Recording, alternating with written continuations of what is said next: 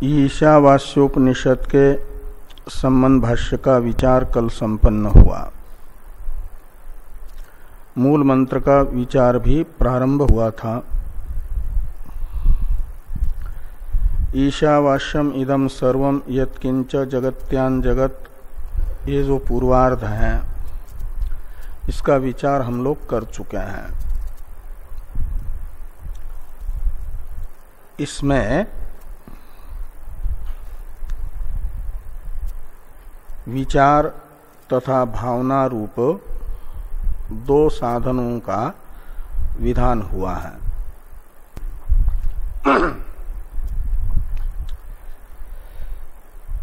जो प्रत्यक्षादि लौकिक प्रमाण से नाम रूप कर्मात्मक प्रतीयमान जगत है, उसे उसका जो तात्विक स्वरूप है, पारमार्थिक स्वरूप है, उसी स्वरूप से ग्रहण उसका हो जाए, तद अनुकूल विचार करें, या विचार में असमर्थ साधक जगत के तात्विक स्वरूप ग्रहणानुकूल भावना बना ले, ऐसा विधान किया गया है। ईशावास्यम इदम सर्वम यत्किंच जगत्यान जगत, इस पूर्वार्ध से जगत्याम यानी इस संसार में, यत्किंच जगत यानी जो कोई भी वस्तु है उसे उन समस्त वस्तुओं को, इदम सर्वम शब्द का अर्थ है संसार में विद्यमान समस्त वस्तुओं का उनके पारमार्थिक स्वरूप से ग्रहण करे, अर्थात समस्त जगत के पारमार्थिक स्वरूप ज्ञानानुकूल विचार करें और विचार में असमर्थ भावना करें कि यह जगत प्रत्यक्षादि प्रमाणों से जैसा दिख रहा है ऐसा नहीं, अपितु परमात्म रूप है। भावना उपासना, परमात्मा की भावना करें का अर्थ है परमात्मा की दृष्टि करें, जैसे शालिग्राम में विष्णु की दृष्टि करते हैं, ऐसे जगत को देख करके परमेश्वर की भावना करें।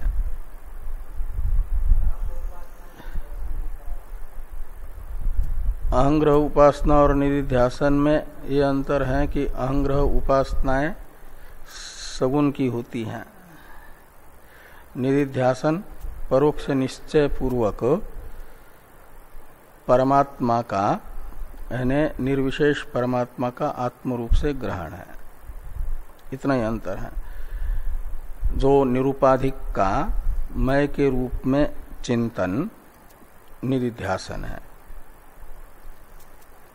सगुण का मय के रूप में चिंतन अहंग्रह उपासना है, ये बताया जा रहा है। तो ध्येय जैसा है ऐसा मात्र समझना नहीं, ध्येय जैसा है वह मैं हूं, उसको मैं के रूप में ग्रहण करना। ध्येय का शास्त्र ने बताया हुआ जो स्वरूप है वो मैं हूं, ऐसा चिंतन अहंग्रह उपासना है। हाँ, वो निधिध्यासन कहलाता है, उसे निधिध्यासन कहते हैं। हाँ, तो निर्गुण का शास्त्र ने जैसा स्वरूप बताया वैसा ही मैं के रूप में ग्रहण, ये है निधिध्यासन। ग्रहण कहो चिंतन कहो, ये निधिध्यासन है। हाँ, यानी उसको अहंग्रह उपासना कहो या निधिध्यासन कहो। निधिध्यासन निर्गुण का, निरूपाधिक का मय के रूप में ग्रहण, वो है निधिध्यासन। उसमें निधिध्यासन शब्द प्रसिद्ध है। और शास्त्र ने सगुण का जैसा स्वरूप बताया है उसका मय के रूप में ग्रहण करने के लिए भी कहता है शास्त्र, यदि तो वह अहंग्रह उपासना कहलाती है। सगुण का दो प्रकार से चिंतन शास्त्र बताता है, भेद रूप से भी और मय के रूप से भी। भेद रूप से बताएगा तो अहंग्रह उपासना नहीं मानी जाएगी, मय के रूप में बताएगा तो अहंग्रह उपासना मानी जाएगी। ये है प्रतीक उपासना है।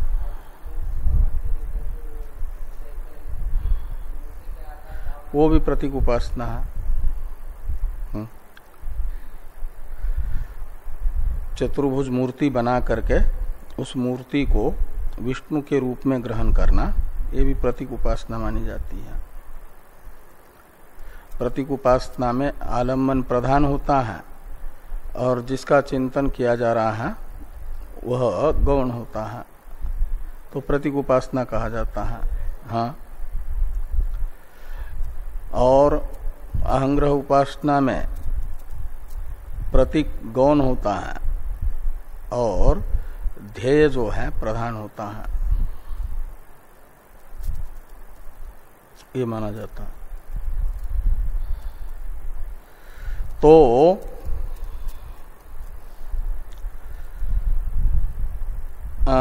ईशावास्यम इदम सर्वम यत्किंच जगत्यान जगत, इस श्लोक के पूर्वार्ध से बताया गया कि पृथ्वी में अर्थात संसार में जो भी वस्तुएं हैं उन सब का परमात्म रूप से आच्छादन करें। परमात्म रूप से आच्छादन का अर्थ है परमात्म रूप से उनका बाध। हर एक वस्तु के अंदर दो दो स्वरूप है, एक वस्तु का अपना स्वरूप और एक उसका अपना तात्विक स्वरूप। तात्विक स्वरूप है परमात्मा, इसलिए जगत की हर एक वस्तु को 5 अंशात्मक माना जाता है ना। अस्ति, भाति, प्रिय, नाम, रूप। उसमें से अस्ति, भाति, प्रिय है सत, चित, आनंद। अस्ति सत, भाति चित, प्रिय है आनंद, और सच्चिदानंद है परमात्मा। जगत की प्रत्येक वस्तु अस्ति, भाति, प्रिय, नाम और रूपात्मक है। हाँ?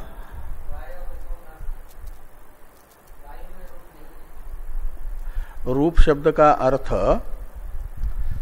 ये काला, नीला, पीला, लाल ये नहीं।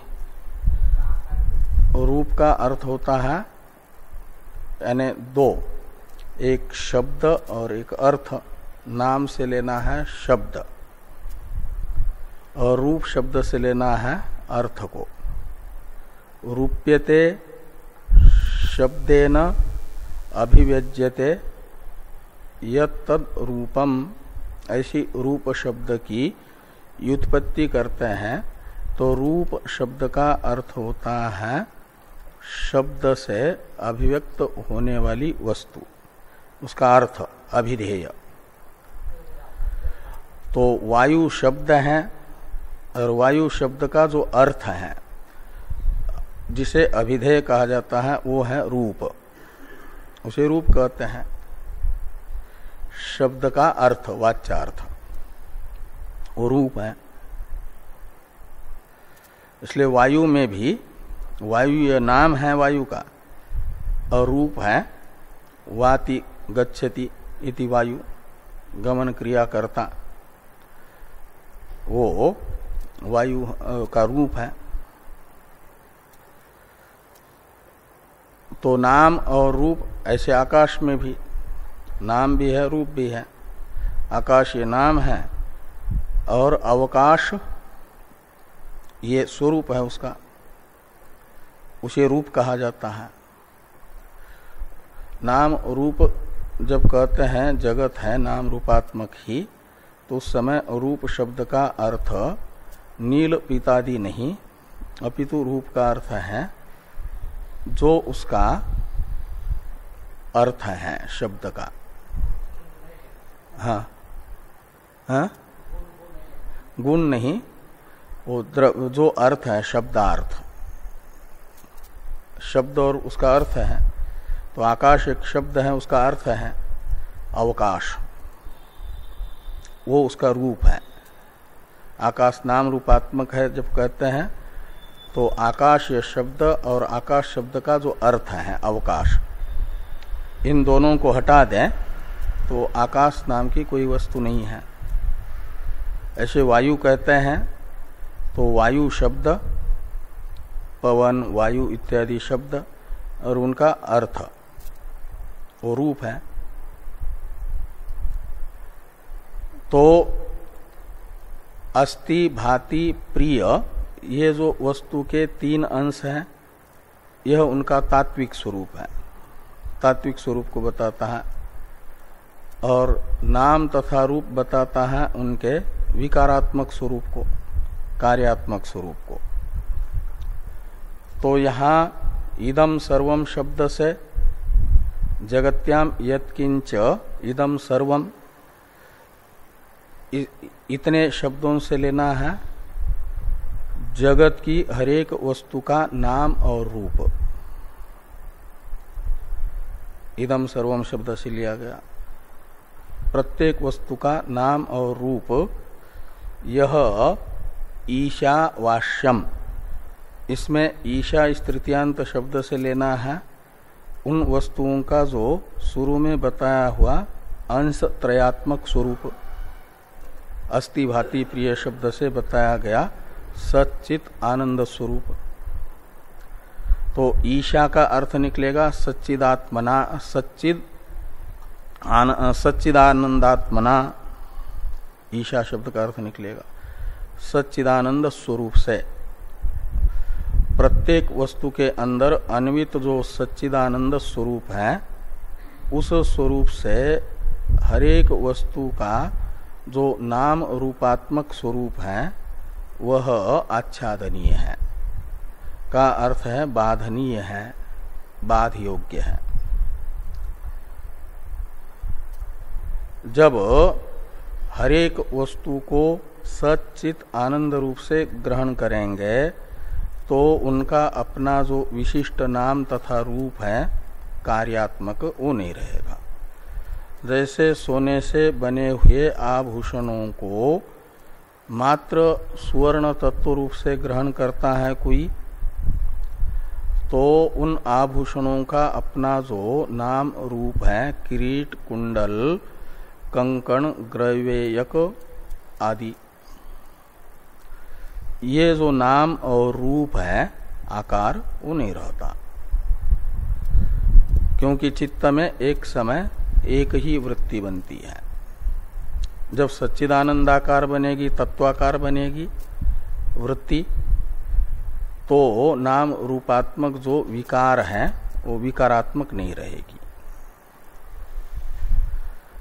तो इदम सर्वम ईशावास्यम का अर्थ है लौकिक प्रमाण से वस्तु का गृहीत होने वाला जो नाम रूपात्मक स्वरूप है। लौकिक प्रमाण जगत के नाम रूपात्मक अंश को ही ग्रहण करते हैं।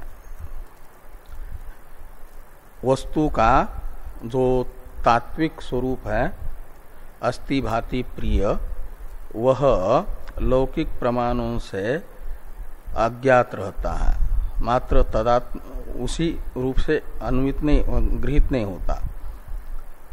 और गृहीत भी होता है तो अध्यस्त वस्तु का जो अध्यस्त नाम रूप है उसके साथ मिल करके संघटः भाति, इसमें सदरूपता चिद्रूपता घट का जो नाम रूपात्मक अध्यस्त रूप है उसके साथ मिल करके भास रहा है, वो संश्लिष्ट है, उसे आधार कहा जाता है। और अधिष्ठान का भ्रांति काल में, अध्यास काल में ग्रहण नहीं होता, वो है शुद्ध सच्चित आनंद स्वरूप, वो गृहीत नहीं होगा नए के रूप में। तो ये जो ईशा शब्द है इससे अभिप्रेत है प्रत्येक वस्तु का जो सच्चिदानंद रूप तात्विक स्वरूप है, उसे प्रत्येगात्मा कहा जाता है, अंतरात्मा कहा जाता है। वो प्रत्येक वस्तु का सच्चिदानंद स्वरूप है, तो ग्रहण करने वाला साधक मान लेगा कि मैं भी उस सच्चिदानंद से भिन्न नहीं हूं, वो मेरी भी प्रत्येगात्मा है, मैं भी वही हूं। तो सच्चिदानंद स्वरूप जो मैं हूं वही प्रत्येक वस्तु का तात्विक स्वरूप है। इसलिए प्रत्येक वस्तु को सच्चिदानंद स्वरूप जो अहम है उस रूप में ग्रहण करना, उसका अलग पृथक अस्तित्व न रखना। रस्सी में अध्यस्त सर्पादि का रस्सी रूप से ग्रहण जब करते हैं तो सर्पादि की अलग सत्ता नहीं रहती। ऐसे ईशावास्यम इदम सर्वम, यह वाक्य बता रहा है कि इदम सर्वम शब्दित जो क्षेत्र मात्र है, अनात्म वस्तु मात्र है, उसकी वास्तविक सत्ता ईश शब्दित सच्चिदानंद स्वरूप अधिष्ठान से भिन्न नहीं है, वो अधिष्ठान स्वरूप ही है। तो उन्हें अधिष्ठान रूप से ग्रहण करना, अधिष्ठान रूप से उनका ग्रहण जिससे हो ऐसा विचार करें और ऐसी भावना बनाएं। ये ईशावास्यम इदम सर्वम से बताया गया। हाँ हाँ ठीक है।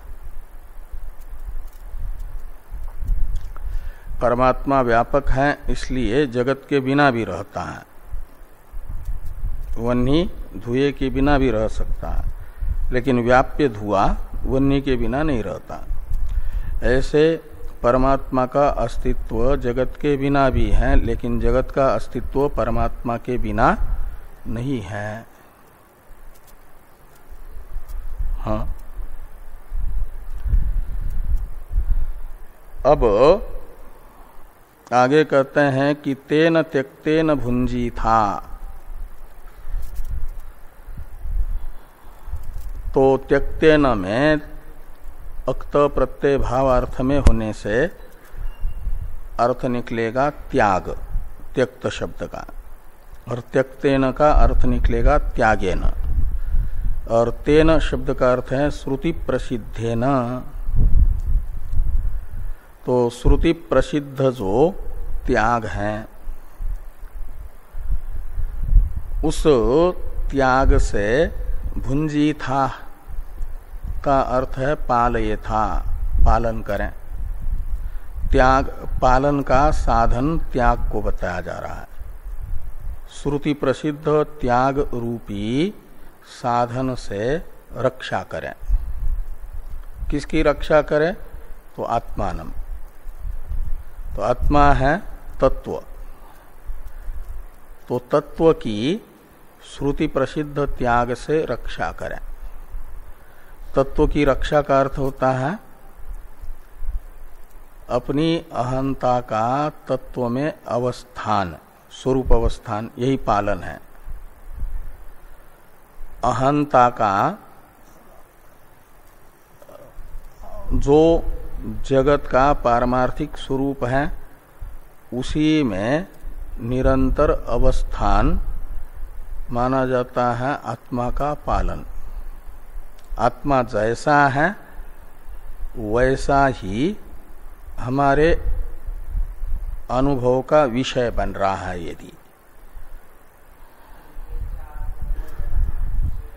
हाँ, एके चात्महनो जनः, इसमें आत्महन कहा जाता है, आत्मघाती कहा जाता है। आत्मा जैसा है वैसा उसे न समझ करके अनात्मा शरीरादि रूप समझना, वो हुआ आत्मा का घात यानी अनादर। जो सम्मानित होता है उसका अनादर भी उसका घात माना जाता है। और सबसे सम्मानित है आत्मवस्तु, और उसका अनादर है उसे शरीरादि रूप समझना। अपरिछिन्न है उसे परिछिन्न 3.5 हाथ का शरीर रूप मात्र समझना, और नित्य है उसे जन्म और मरणशील समझना। शरीर जन्म मरणशील है तो उसे जन्म मरणशील समझ रहे हैं यदि, तो उसका अनादर है ना। काल से अपरिछिन्न को काल से परिछिन्न समझना।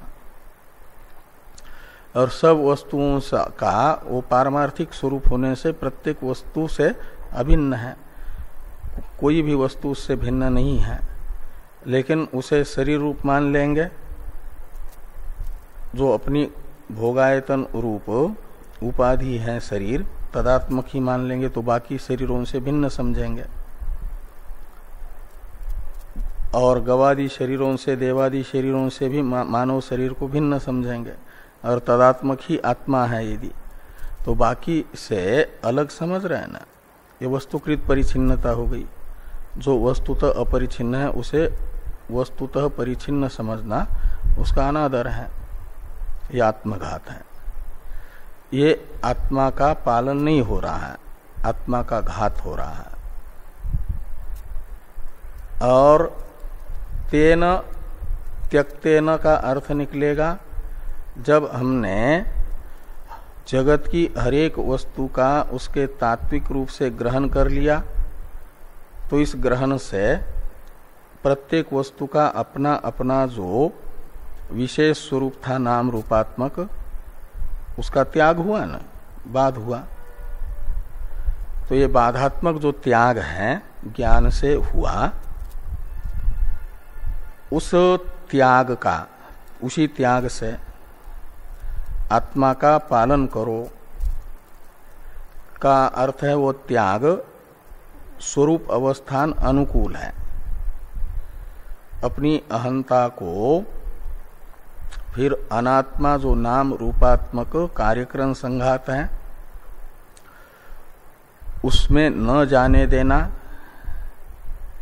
और इदम अर्थ का जो अपना अपना नाम रूपात्मक विशिष्ट स्वरूप है, उस विशिष्ट स्वरूप को भी ग्रहण न करना, अपितु सच्चिदानंद स्वरूप में ही हमेशा मय के रूप से अवस्थित अपनी अहंता को रखना, ये तो माना जाता है आत्मा का पालन, आत्मा की रक्षा, स्वस्वरूप अवस्थान, ब्रह्मनिष्ठता, ब्रह्मनिष्ठा कहो, स्वरूप अवस्थान कहो, आत्मपालन कहो, एक ही बात है। और इसके अनुकूल है नाम रूपात्मक अनात्म वस्तु का परित्याग। ये स्वरूप अवस्थान रूप आत्म पालन के अनुकूल है। इसलिए श्रुति कहती है कि तेन त्यक्तेन, यानी आत्म पालन अनुकूलेन त्यागेन आत्मानं पालयथा, स्वरूप अवस्थानम कुरु, ये कहा जा रहा है। स्वस्वरूप अवस्थान करो, अपने स्वरूप में ही अवस्थित रहो। अनात्म वस्तु का ग्रहण करने वाला स्वरूप अवस्थित नहीं माना जाता, उससे आत्मा की रक्षा नहीं हो रही है, आत्मघात हो रहा है, वह आत्मघाती है, अनात्मदर्शी। तो अनात्म अग्रहण से त्यागेन का अर्थ निकलेगा। अनात्मा का जब उसके तात्विक आत्म रूप से ग्रहण कर लिया तो अब अनात्मा का ग्रहण मत करो, अनात्मा का ग्रहण मत करो, ये कहा गया। हाँ, तो तेन त्यक्तेन भुंजी था, इससे अनात्म वस्तु का अग्रहण रूप जो त्याग है, उस त्याग रूप साधन को बताया गया ब्रह्मनिष्ठा का हेतु। अब ये जो आत्म साक्षात्कार के साधन आत्मज्ञानानुकूल विचार तथा भावना में संलग्न साधक है, उसके लिए शरीर माध्यम खलु धर्म साधनम ये कहा जाता है। शरीर तो धर्म का प्रथम साधन है, इसलिए शरीर यात्रा निर्वाहक जो शास्त्र अनुमोदित साधन है, कौपिन आच्छादनादि सन्यासी को, ये तो तेन त्यक्तेन भुंजिता से एक प्रकार से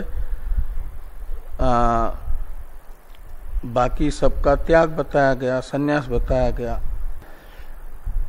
और शरीर रहेगा तब न विचार कर पाएगा आत्मनिष्ठानुकूल, शरीर रहेगा तब भावना कर पाएगा।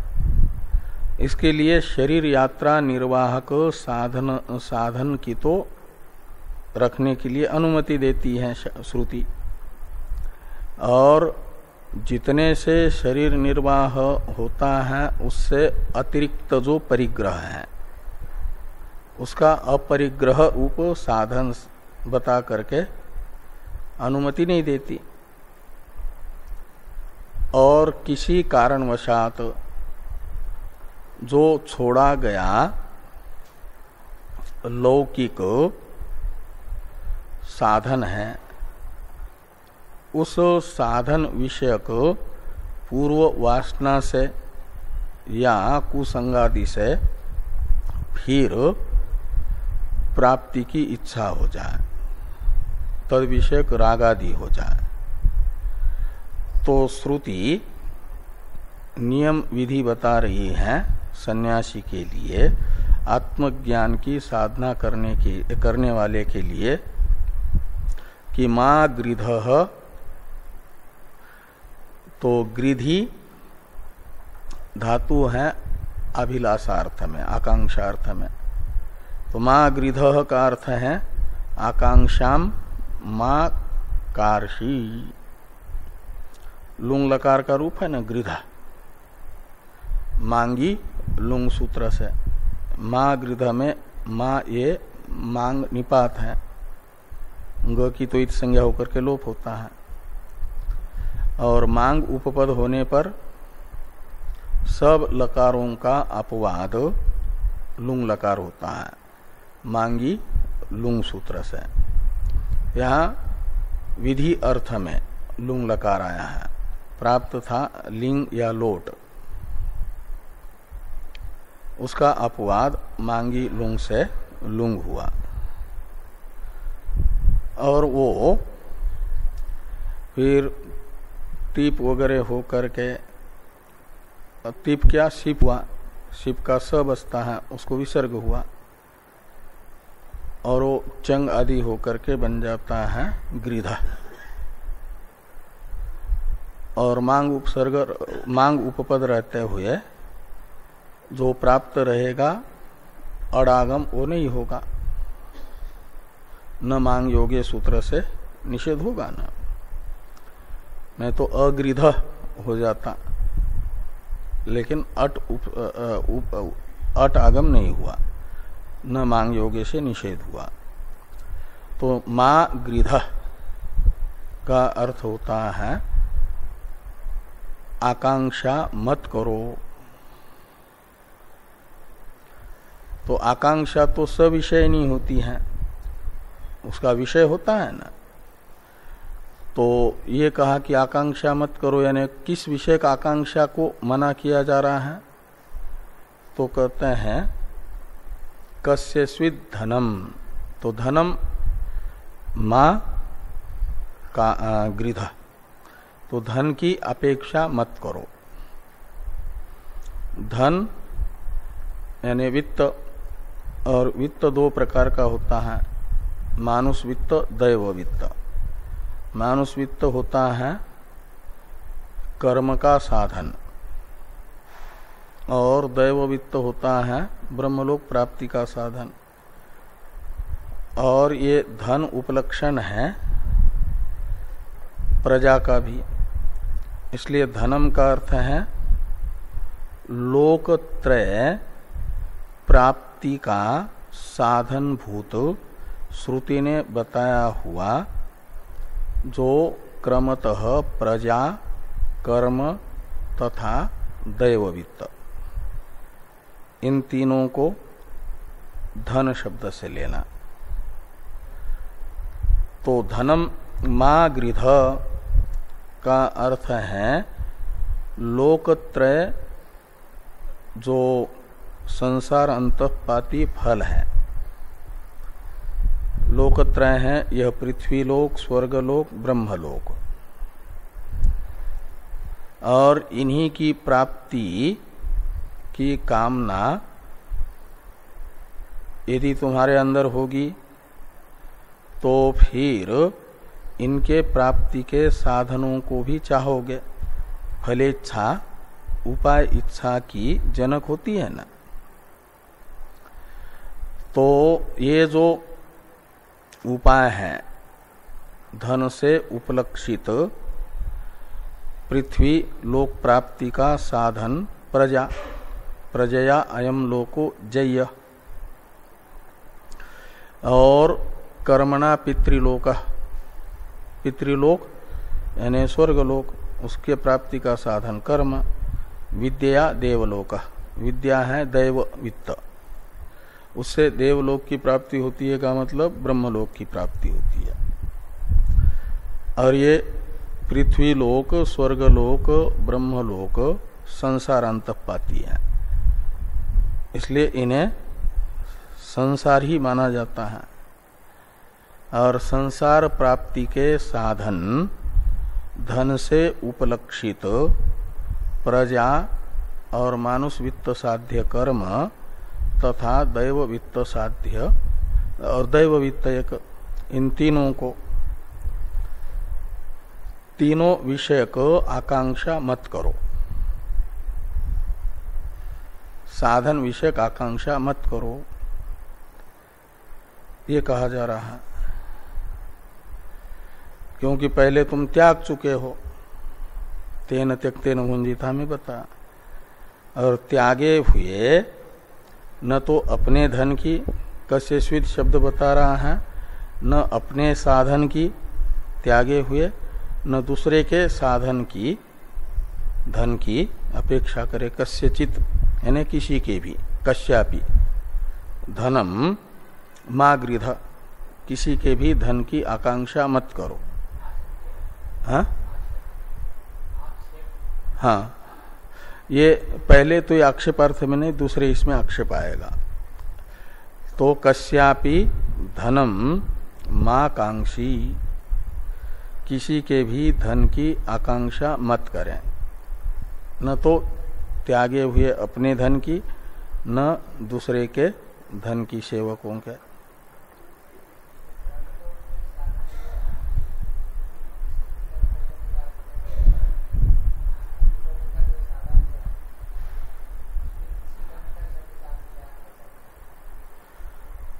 हाँ, तो ये जो उपासनाएं हैं, उपासनाओं को तुमने सकाम उपासनाओं को छोड़ दिया है, तो फिर सकाम उपासना करने की यदि प्रवृत्ति हो जाती है ब्रह्मलोक के प्राप्ति की, तो हाँ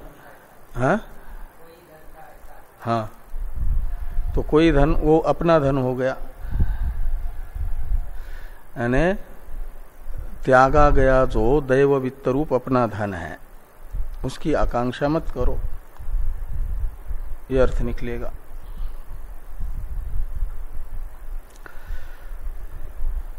तो ये एक नियम विधि बताई। यदि धन से उपलक्षित प्रजादि की पुनः कामना पूर्व वासना कहीं चित्त में रह जाती है, उस वासना वशात हो जाए, या कुसंगादि के कारण सन्यासी को फिर से धनादि की आकांक्षा हो जाए, तो फिर स्वरूप अवस्थान रूप जो आत्मपालन है वो आत्मपालन नहीं हो पाएगा ना, उसकी ये विरोधी है। जिसके चित्त में पुत्रादि ऐष्णा आएगी उसका चित्त सच्चिदानंद स्वरूप में ही अवस्थित नहीं हो पाएगा। इसके लिए श्रुति ने कहा कि कस्यस्वित् धनम मा गृध, किसी के न तो अपने न तो अन्य के धनादि की इच्छा करो न करो, ये अर्थ निकल रहा। तो ये नियम विधि है। ये धनाकांक्षा भाव पक्ष में ही स्वरूप अवस्थान संभव है, इसलिए कहा जा रहा है कि धन विषयनी आकांक्षा मत करो। ये हुआ। अब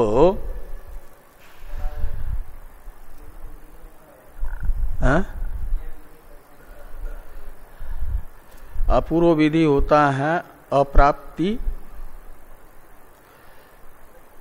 जिस साधन की है, ऐसे अप्राप्त साधन की प्राप्ति दिखाने वाला विधि उत्पत्ति विधि कहलाता है।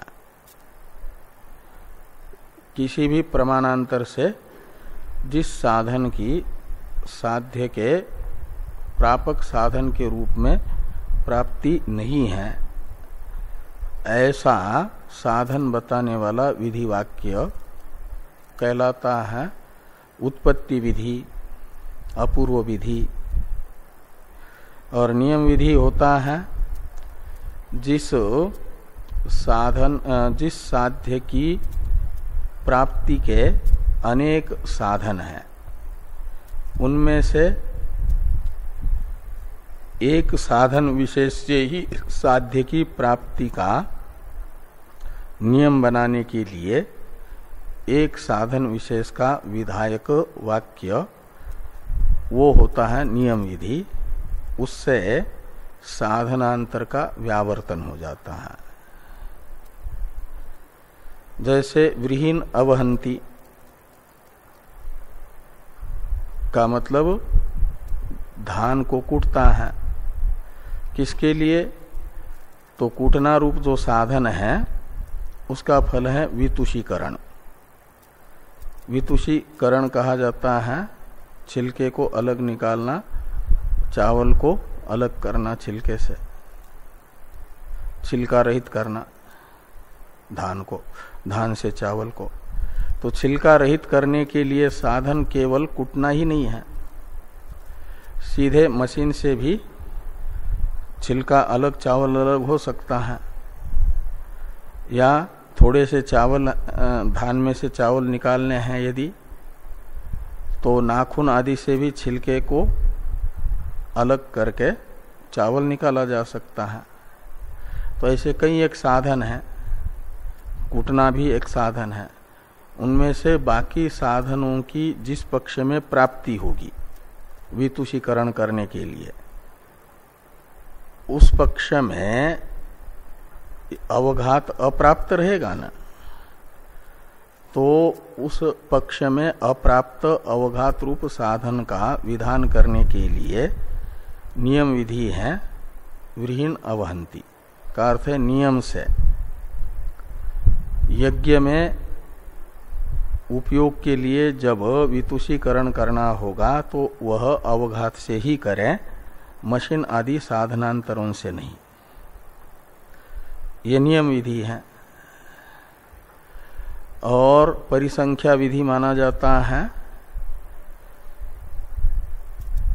उसकी विधेय अर्थ की प्रवृत्ति अधिकारी में, विधेय अर्थ में अधिकारी की प्रवृत्ति हो, ये उद्देश्य नहीं होता, लेकिन उद्देश्य होता है उत्शृंखल प्रवृत्तियों का व्यावर्तन।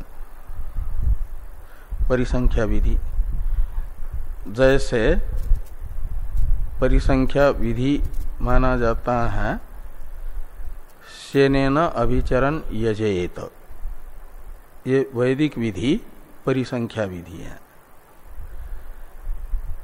किसी के शत्रु ने उसे महान अनर्थ पहुंचाया है और उस अनर्थ को देख करके उस शत्रु के विषय में बहुत अधिक क्रोधित हुआ है जो व्यक्ति, और अनर्थ पहुंचाने वाले शत्रु की तुरंत हत्या करना चाहता है। खड्गादि उठा करके हत्या करने के लिए प्रवृत्त हुआ क्रोधाविष्ट व्यक्ति हत्या करने के लिए निकल रहा है, तो शस्त्रादि से, खड्गादि से शत्रु का सिर आदि काटना, उससे भी हत्या होगी, यानी मृत्यु हो जाएगी। तो शत्रु की मृत्यु ये साध्य है, उसके लिए साधन अपनाया जा रहा है शस्त्रादि से सिर छेदन आदि, ये साधन अपना रहा है न क्रोधाविष्ट व्यक्ति। तो उसे श्रुति कहती है कि तुम शत्रु को मारना मात्र चाहते हो ना, तो ऐसा करो शस्त्रादि से सीधे मारने की अपेक्षा सेन याग कर लो, तो उससे तुम्हारे शत्रु की मृत्यु हो जाएगी। और प्रत्यक्ष में ये दिखेगा भी नहीं कि शत्रु का वध कर लिया करके। तो लौकिक जो निंदा होनी है वो निंदा के पात्र नहीं बनोगे, और शत्रु वध रूप जो साध्य है वह भी तुम्हारा प्राप्त होगा। तो ये जो है तत्काल शत्रु वध में प्रवृत्ति को रोकना, ये शनेन अभिचरण यजेत, इस परिसंख्या विधि का उद्देश्य हुआ। तत्काल जो शत्रुवध करने के लिए प्रवृत्त हो रहा है। और जब ये कहा जाएगा कि तुम शनयाग करके शत्रु को मारो, तो शनयाग तो तुरंत ही नहीं होगा ना, उसके लिए फिर ऋत्विजों का वरण करना पड़ेगा। ऋत्विजों का वरण करने के लिए उनके यहाँ जाएगा और भी जो सामग्री है उसे जुटाएगा, तो समय निकल जाएगा। जैसे समय निकल जाएगा तो उसके मन में आ सकता है, जब शांत होगा क्रोध, तो क्यों हम इतना सब परिश्रम करके शत्रु को मार डालें शनयाग करके। तो भले ही दृष्ट लोक निंदा तो नहीं होगी, लेकिन शत्रु वध के लिए ये जो अभिचार याग करते हैं, इससे जो अदृष्ट बनेगा पापात्मक, उसका फल भविष्य में, अदृष्ट फल तो पाप का भोगने के लिए नरकादि की प्राप्ति होगी ही। ये विचार आ सकता है शांत मन में, तो फिर शेन याग भी से वह विरत हो सकता है, उपरत हो सकता है। तो तत्काल जो पहले जब तक क्रोध था तो तत्काल ही अनर्थ करने जा रहा था, उससे भी रोक लिया। कालांतर में क्रोधादि जब चले गए तो विचार से वह शेन याग का अनुष्ठान भी नहीं करेगा, तो भावी अनर्थ से भी बचेगा अदृष्ट से। ये परिसंख्या का उद्देश्य होता है।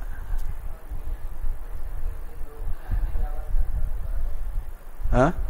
अन्य व्यावर्तन बराबर है, लेकिन नियम विधि में जिस साधन का नियम किया जा रहा है साध्य प्राप्ति के प्रति, उसमें प्रवृत्ति की विवक्षा होती है।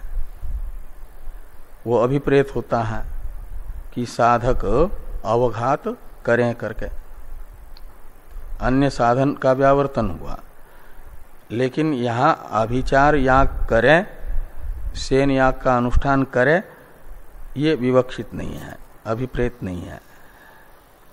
हाँ, वो अन्य से भी और विधेय से भी अधिकारी की व्यावृत्ति परिसंख्या विधि को अपेक्षित होती है, अभिप्रेत होती है। और नियम विधि में विधेय में तो प्रवृत्ति अभिप्रेत होती है। यह अंतर है ना। यह नियम विधि है कि आकांक्षा का अभाव विधेय है, धन विषयनी आकांक्षा भाव रूप जो विधेय है, इसमें प्रवृत्ति अपेक्षित है। आकांक्षा यदि हो रही है तो उसे हटा दें, उसके अभाव अनुकूल प्रयत्न करें, ये विहित है। जिससे आकांक्षा हो ही न ऐसा प्रयत्न करें। ये मां गृध कस्यस्वित धनम, इससे कहा जा रहा है। जैसे ही धन विषयनी आकांक्षा हो रही है तो उसे विचारादि प्रयत्नों से हटा दें, ये विहित है। तो मां गृध कस्यस्वित धनम,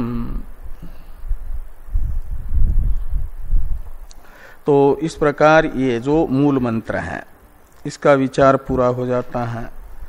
अब भाष्यकार भगवान इस प्रथम मंत्र की व्याख्या प्रारंभ करते हैं। ईशावास्यम इत्यादि ये प्रतिग्रहण है, और इस मंत्र का जो प्रथम पद है ईशा, इसकी व्याख्या प्रारंभ कर रहे हैं। ईशा ये व्याख्यान के लिए गृहीत पद है, और व्याख्यान प्रारंभ हुआ ईष्टे इति ईट तेन ईशा, ये ईशा पद की व्याख्या है। तो इसमें ईश शब्द प्रातिपदिक है, तृतीया का एक वचन है ईशा।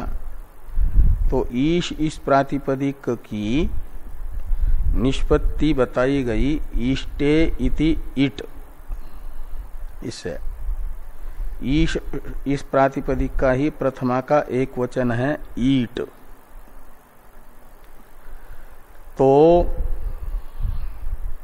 ये ईट शब्द कैसे बना, इसे स्पष्ट करते हुए एक इष्टे इस पद से बताया एक प्रकार से कि ईश धातु से कर्ता अर्थ में क्विप प्रत्यय हुआ। क्विप प्रत्यय कृत प्रत्यय है, उसका सर्वाप आहारी लोप हो जाता है। और ये प्रत्यय लोपे प्रत्यय लक्षणम के अनुसार ईश शब्द पहले तो इस धातु है, धातु की प्रातिपदिक संज्ञा नहीं होती।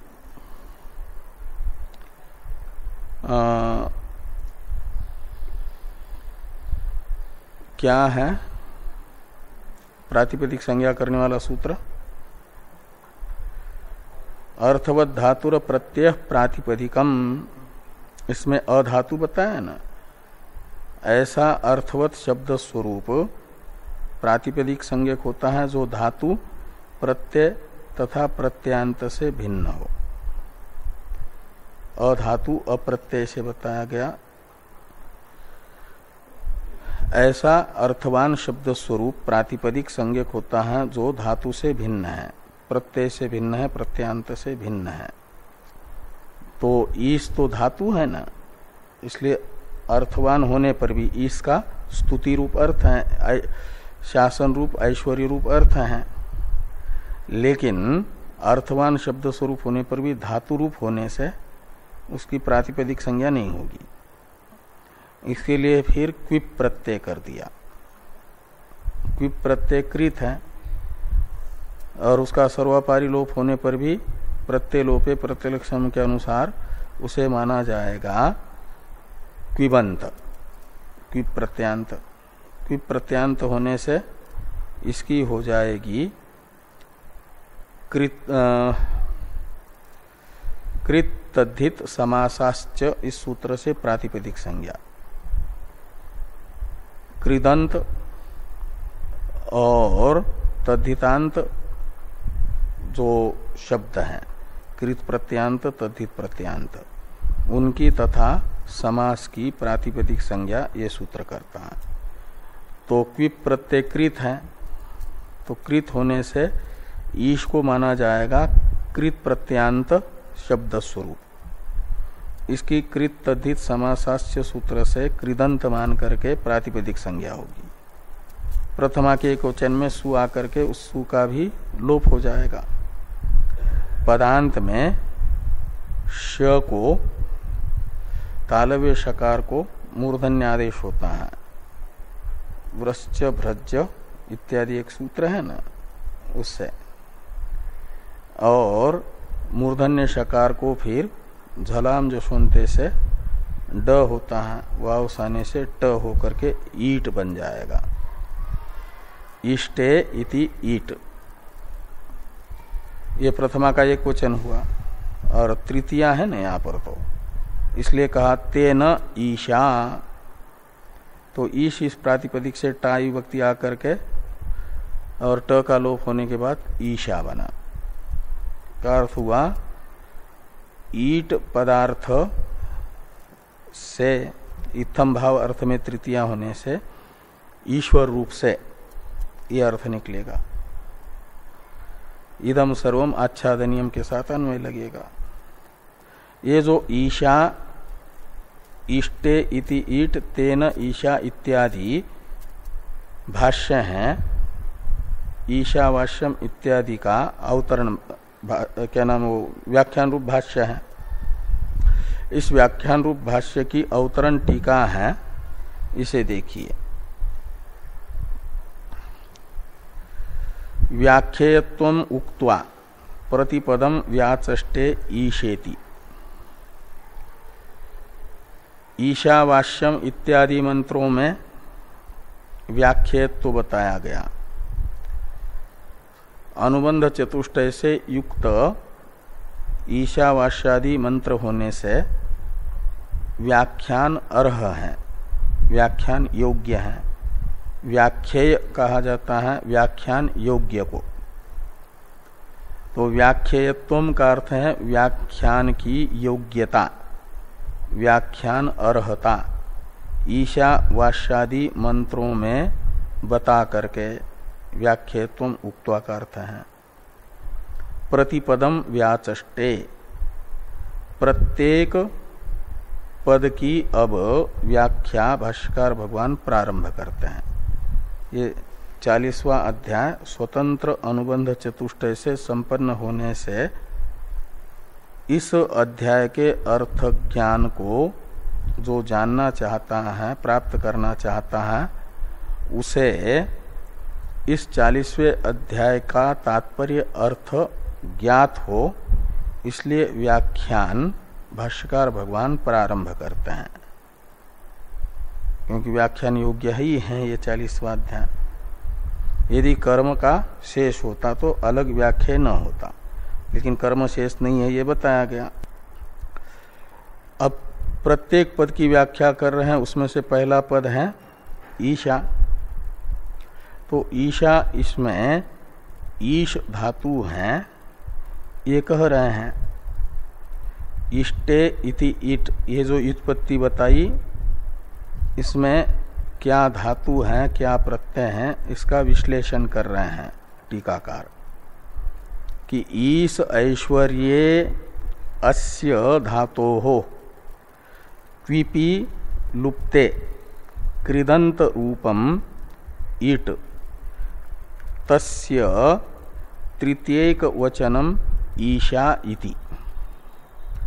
ये ईशा इष्टे इति ईट तेन ईशा, इस भाष्य वाक्य का अर्थ टीकाकार ने बताया कि ईश ऐश्वर्य, ऐश्वर्य अर्थ में ईश धातु है और इस धातु से कर्तरी क्विप सूत्र से क्विप हो गया कर्तार्थ में, और फिर उस क्विप का इकार उच्चारणार्थ होने से चला गया। ककार की लशक व तद्धिते सूत्र से इत संज्ञा तस्य लोप से लोप, पकार की हलंतेन से इत संज्ञा तस्य लोप से लोप, वकार का वेर प्रिक्तस्य सूत्र से लोप। इस प्रकार पूरा लोप हो गया, इसलिए कहा क्विपि लुप्ते सति, क्विप का लोप हो गया। और ये जो कृदंत है ईश, इसकी प्रातिपदिक संज्ञा हो गई और प्रथमा के एक वचन में मर गया ईट, तो इसलिए कहा कृदंतम, कृदंत रूपम ईट। कृदंत ईश धातु का प्रथमा का एक वचन ईट है और तस्य तृतीयक वचनम ईशा। कृदंत ईश धातु के यानी ईश इस प्रातिपदिक के तृतीया का एक वचन ईशा, ये है ईशावास्यम में। अब ये जो कर्तार्थ में क्विप प्रत्यय कर दिया, तो ये क्विप प्रत्यय तो बताएगा अपनी जो प्रकृति है ईश धातु, उसका अर्थभूत जो क्रिया, उसके कर्ता को बताएगा क्विप धातु, क्विप प्रत्यय। तो ईट का अर्थ निकला ईशन का यानी शासन का कर्ता। तो शासन कर्तृत्व यदि ईश पदार्थ में मानेंगे तो ईश शब्द से लेना है परमात्मा को, तो परमात्मा तो निर्विकार है, उसमें ईशन कर्तृत्व कैसे रहेगा? और ईशन कर्तृत्व नहीं मानेंगे तो फिर कर्तार्थक क्विप प्रत्यय जो है वह निरर्थक हो जाएगा। ये एक आक्षेप किया जा रहा है। इस आक्षेप का समाधान ईशिता परमेश्वर परमात्मा सर्वस्य इत्यादि से किया जा रहा है। इस पर चर्चा हम लोग कल करेंगे। पहले आक्षेप आ रहा है ननु इत्यादि से टीका में। एक शंका